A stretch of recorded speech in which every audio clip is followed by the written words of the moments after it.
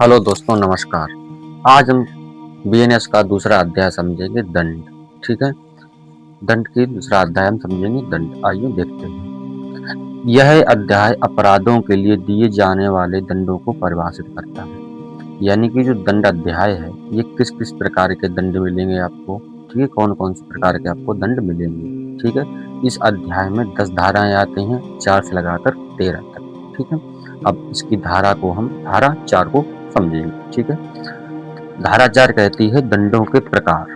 ठीक है, पहला दंड है धारा कहती है, धारा 4 क्या कहती है, दंडों के प्रकार। यानी दंड कितने प्रकार के हैं। पहला दंड है नंबर 1, मृत्यु दंड। ठीक है, गंभीर अपराधों के लिए जैसे आतंकवाद, हत्या, बलात्कार आदि, इनके लिए आपको मृत्यु दंड दिया जाएगा। ठीक है, अगर आपने किसी की हत्या की है या बलात्कार का कोई केस है या आतंकवाद का कोई केस है तो उस पर हत्या का भी प्रावधान है। ठीक है, ये धारा हमें 5 आदेश देती है। ठीक है, कोर्ट को ये आदेश देती है कि आप हत्या के कानून को ये सजा दे सकते हैं। ठीक है, आजीवन कारावास किस कौन कौन सी सजाओं को मिलता है।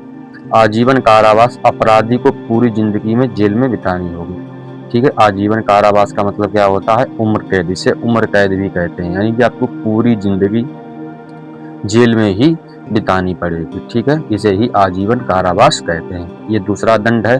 ठीक है, दंड कितने प्रकार के होते हैं ये देख रहे हैं हम। ठीक, पहला दंड है मृत्यु दंड, दूसरा आजीवन कारावास जिसे हम उम्र कैद भी कहते हैं, तीसरा है सामुदायिक सेवा। ठीक है, यह आईपीसी में नहीं था।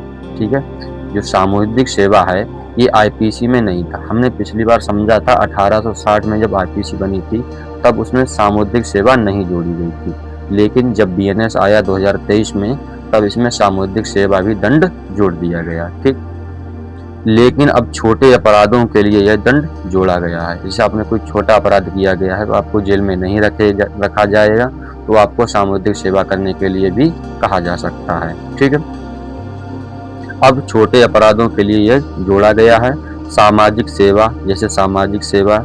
जैसे सफाई अभियान आपको करवा सकता है, वृक्षारोपण करवा सकते हैं और वृद्धा आश्रम में सेवा इत्यादि। ठीक है, जगहों पर आपकी सामुदायिक सेवा ली जा सकती है। ठीक, आगे है संपत्ति की जब्ती। ये भी एक प्रकार का दंड है, संपत्ति की जब्ती।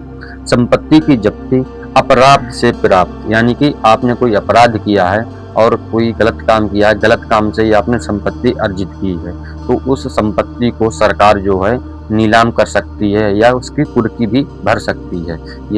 ये भी एक प्रकार का दंड है, यानी संपत्ति की जब्ती। ठीक है, नंबर 5